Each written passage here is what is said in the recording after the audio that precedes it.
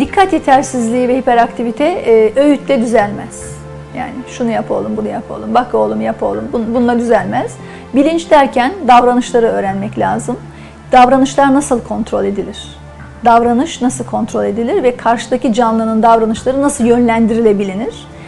Ki bu terapinin en önemli bacağını oluşturur. İkincisi de sabır.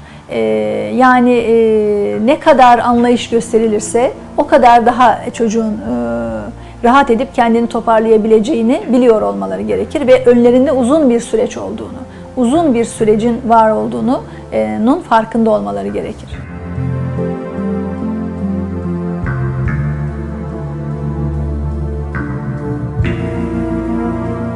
Kuralları en aza indirmek, o indirilen kurallar, konmuş kuralları takip etmek gerekir.